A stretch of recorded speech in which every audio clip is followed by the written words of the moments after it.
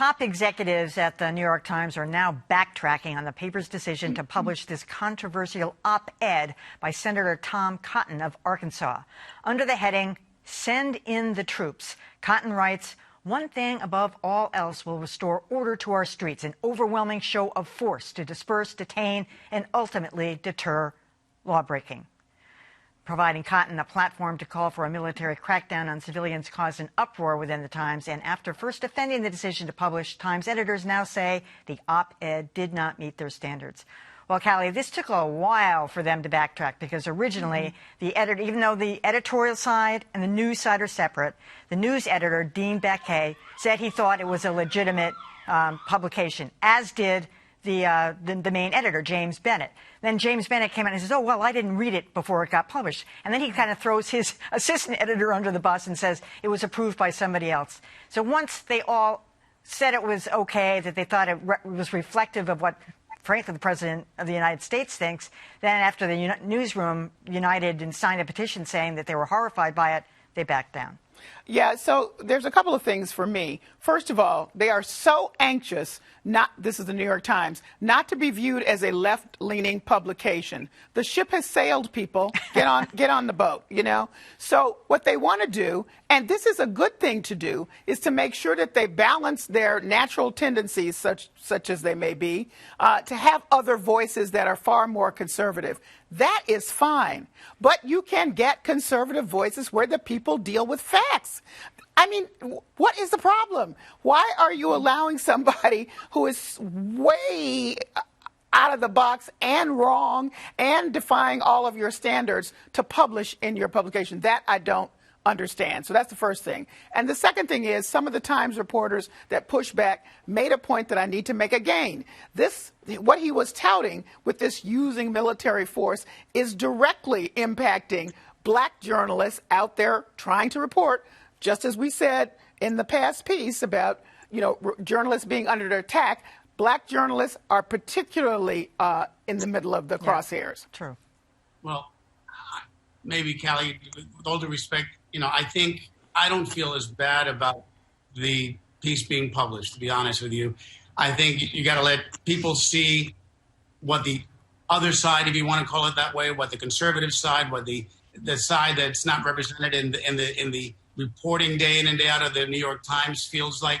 And I think you've got to call out the inaccuracies in the piece. You've got to call it out and just, I think General Mattis's opinion piece in the Atlantic, I think, received way more publicity, and they should have just put those two side by side, so you can see one that makes cockamamie claims and the other one that makes a very good founded argument against the militarization of policing in this country and the impact of it, and possibly the unconstitutional. Although that's an argument also, but it didn't bother me as much. I read it, I was appalled, and then I turned the page. Yeah.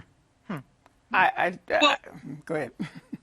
There was nothing so remarkable about Tom Cotton's piece that it really deserved to see the light of day. We hear this from President Trump every day. And I want to push back on the notion that this was simply a matter of a difference of opinion, because there were some real problems with that piece that anybody who edited it should have reacted to. First of all, just 2 days earlier, Cotton had tweeted that the violent protesters should be given no quarter by the military and the police. As many have pointed out, including conservative journalists, that is in fact a war crime, and no editor pushed him to address that in its piece.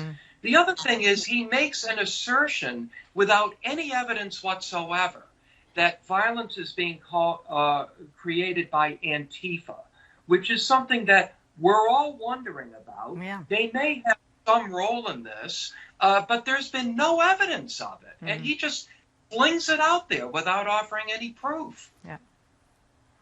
I think there's a big difference between offering dissenting opinions and offering a call to action that's essentially saying that U.S. troops should attack U.S. citizens on U.S. soil in order to shut them up.